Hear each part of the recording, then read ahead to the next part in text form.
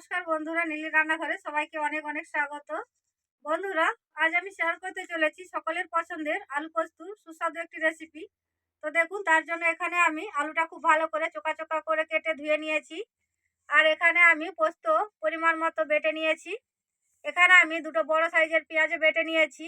বন্ধুরা, এবার আমি রান্নাটা শুরু করছি, আপনারা ভিডিওটি দেখতে থাকুন। এবার আমি কড়াইয়ের মধ্যে দিয়ে দিচ্ছি সরষের তেল।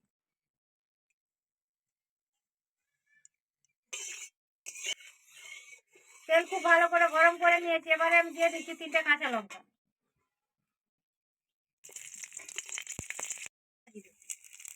আমি দিয়ে দিচ্ছি আলু,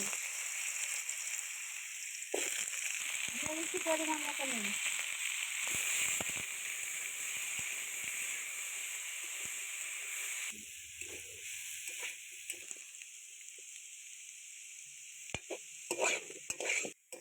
কাঁচা লঙ্কা ফোড়নের সঙ্গে খুব সুন্দর করে আলুটা ভেজে নিয়েছি, হালকা সেদ্ধ হয়ে গেছে।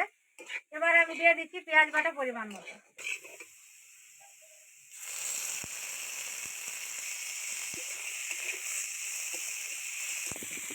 খুব ভালো করে আলুর সঙ্গে ভেজে নিয়েছি দেখুন। এবার আমি এক সাইড করে দিয়ে দিচ্ছি আর একটু সরষের তেল।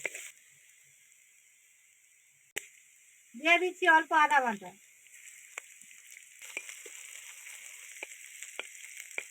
দিয়ে দিচ্ছি আমি পোস্ত বাটাটা।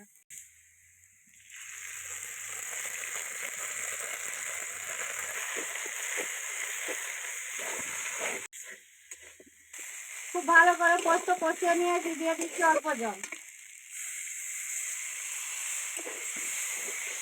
দিয়ে দিচ্ছি অল্প হলুদ গুঁড়ো। ভালো করে কষিয়ে নিয়েছি পোস্ত মশলা দিয়ে। এবারে আমি দিয়ে দিচ্ছি পোস্ত বাটা জল।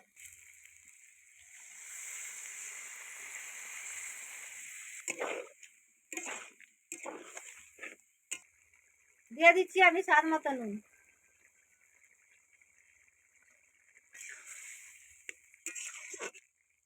দিয়ে দিচ্ছি আমি আরো দুটো কাঁচা লঙ্কা। রান্নাটা আমার প্রায় হয়ে এসছে, এবারে আমি নামিয়ে নেব। বন্ধুরা দেখুন, একদম রেডি করে নিয়েছি সুস্বাদু এই আলু পোস্তুর রেসিপি। দেখুন কতটা সুন্দর হয়েছে। আজকের এই রেসিপি যদি আপনাদের কাছে ভালো লাগে, অবশ্যই লাইক কমেন্ট করবেন এবং আমার পাশে থাকবেন। এবং আপনারা ভালো থাকবেন। দেখা হচ্ছে অন্য কোনো রেসিপিতে।